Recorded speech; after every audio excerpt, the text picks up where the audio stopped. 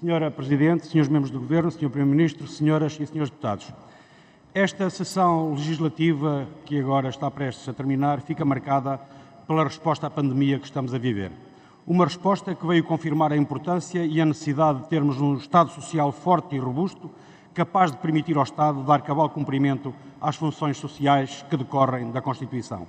Mas é também um período que veio acentuar as desigualdades sociais e os desequilíbrios ambientais.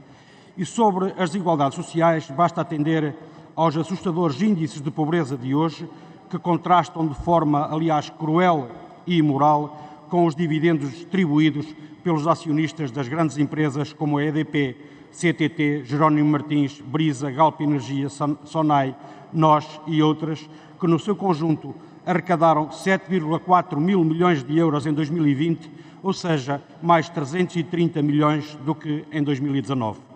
Isto significa que, mesmo em tempos de pandemia, as grandes empresas continuam a distribuir dividendos como quem atira milho aos pombos, à mão cheia.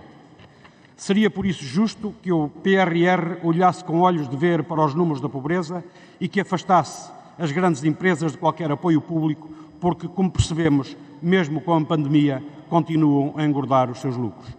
Quanto aos desequilíbrios ambientais, mantém-se a falta de proteção da nossa biodiversidade e dos nossos ecossistemas.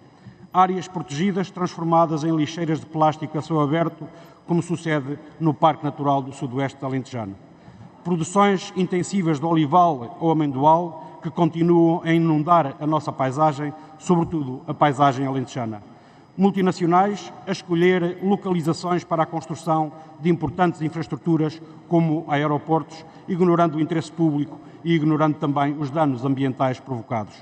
Exploração de recursos naturais como o lítio, rodeada de processos nebulosos e com falta de transparência e sem atender aos impactos ambientais e à qualidade de vida das populações.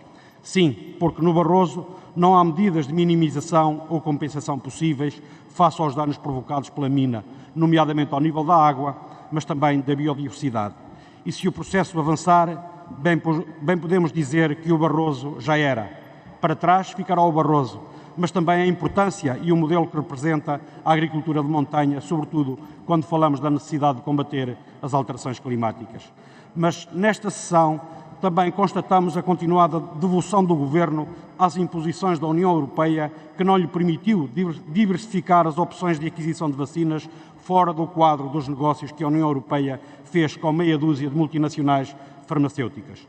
E mesmo quando essas farmacêuticas falharam os prazos de entrega de vacinas, mesmo assim o Governo foi incapaz de procurar soluções de aquisição fora dos negócios da Europa.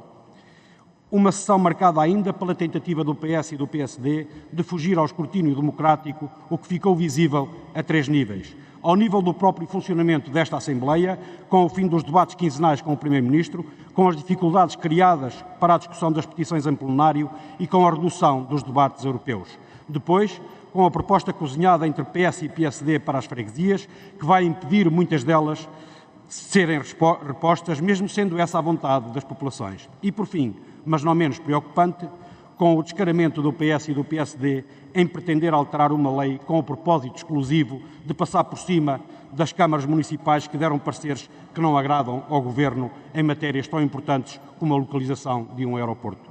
Mas esta sessão veio também confirmar aquilo que os verdes andam há muito a reclamar. É absolutamente imperioso que nos viremos para a nossa produção. É preciso trabalhar a sério para recuperar a nossa soberania alimentar, apostar na pequena agricultura, dinamizar os circuitos de proximidade e os mercados locais, como forma de potenciar o escoamento dos produtos e criar as condições para que os produtores possam produzir e vender os seus produtos a preços justos. A aposta na nossa produção terá indiscutivelmente reflexo ao nível da nossa economia, ao nível da nossa soberania alimentar, no combate às assimetrias regionais e no abandono do mundo rural e até ao nível da prevenção de incêndios florestais. E é preciso apoiar as micro e pequenas empresas como forma de garantir a sua sobrevivência e de impedir o crescimento do desemprego. Para terminar, dizer que passou mais uma sessão legislativa e mais motivos temos para questionar a forma como produzimos e como consumimos neste modelo de crescimento que assenta na exploração desenfreada dos recursos naturais, que insiste num crescimento ilimitado, como se ilimitados fossem também os recursos do planeta.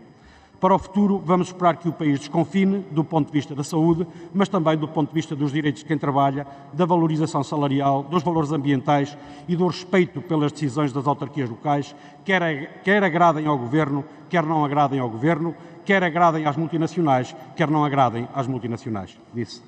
Muito obrigada, Sr. Deputado. Para uma intervenção tem a palavra o Sr. Deputado André Ventura do Chega.